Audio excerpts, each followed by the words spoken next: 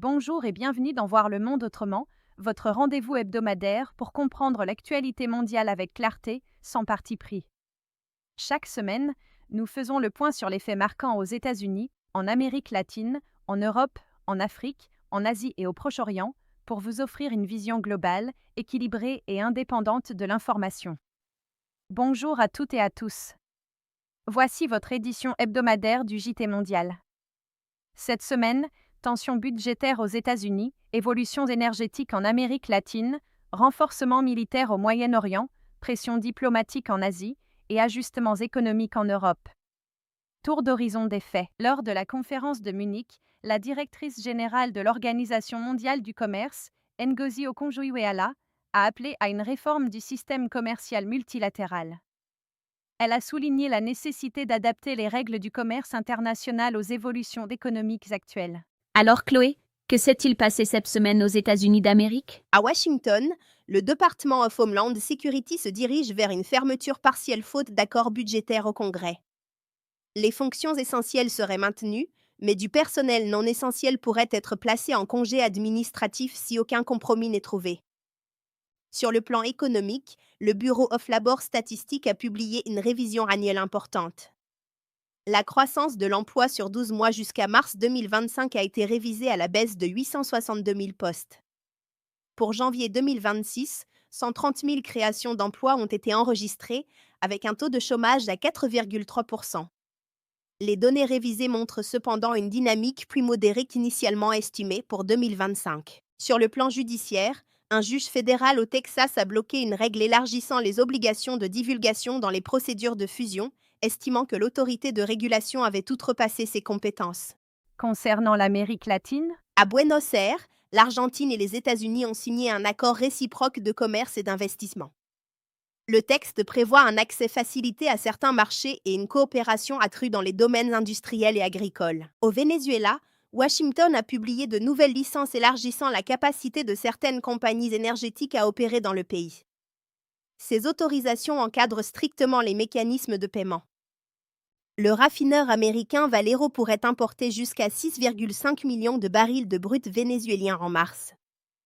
Dans le même contexte, une licence permettrait également à Reliance Industries d'acheter du pétrole vénézuélien. À Mexico, une manifestation a rassemblé des participants dénonçant l'interventionnisme américain en Amérique latine. qu'est-ce qui s'est passé cette semaine, Agatha? À Bruxelles, la Commission européenne poursuit l'évaluation des trajectoires budgétaires des États membres dans le cadre du pacte de stabilité révisé.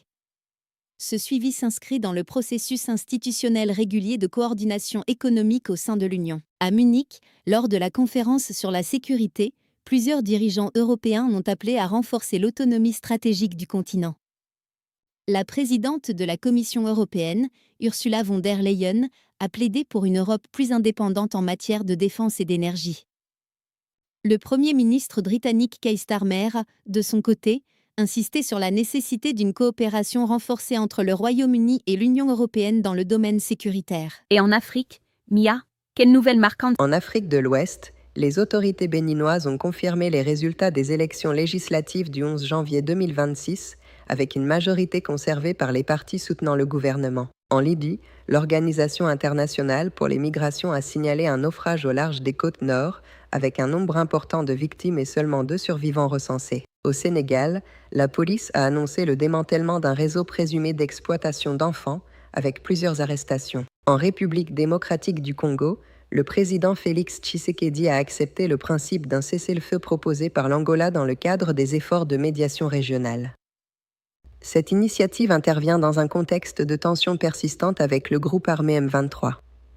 Les discussions diplomatiques se poursuivent afin de stabiliser la situation dans l'est du pays. En Tanzanie, des discussions officielles ont été engagées afin de renforcer l'attractivité du pays auprès des investisseurs internationaux. À Addis Abeba, l'Union africaine a tenu des discussions sur la gestion durable de l'eau et les priorités institutionnelles pour l'année en cours. La Confédération africaine de football a confirmé une co-candidature de l'Afrique du Sud et du Botswana pour accueillir l'édition 2028 de la Coupe d'Afrique des Nations. Et maintenant, tournons-nous vers l'Asie avec Méline. À Taïwan, le gouvernement a proposé un budget spécial de défense de 40 milliards de dollars, actuellement bloqué au Parlement par l'opposition majoritaire, qui demande un encadrement plus strict des dépenses.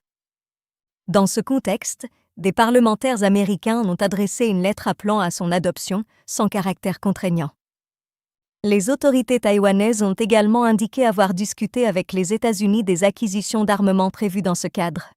En Chine, un haut responsable a réaffirmé la volonté de lutter contre toute tentative d'indépendance de Taïwan. En marge de la conférence de sécurité de Munich, Marco Rubio a rencontré le ministre chinois des Affaires étrangères Wang Yi pour des discussions portant notamment sur le commerce et la stabilité régionale.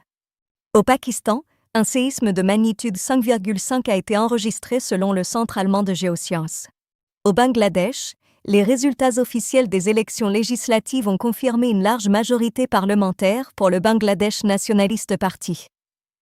Cette victoire consolide la position politique du parti au Parlement. Les autorités ont indiqué que la transition institutionnelle se déroule conformément aux procédures établies. Qu'en est-il du Proche-Orient, Karim? Selon Reuters, l'armée américaine se prépare à des opérations pouvant durer plusieurs semaines face à l'Iran, dans un contexte de tensions accrues. Le dispositif militaire américain dans la région a été renforcé, incluant des moyens navals et aériens supplémentaires. Des discussions diplomatiques sont évoquées en parallèle, avec la possibilité d'un dialogue sur le dossier nucléaire en échange d'un allègement de sanctions. Cette semaine confirme un environnement international marqué par des ajustements budgétaires, des reconfigurations énergétiques et des équilibres stratégiques en évolution. Vous suivrez dans nos prochaines éditions les éventuels développements région par région. Merci de votre attention. À très bientôt pour une nouvelle édition du JT Mondial.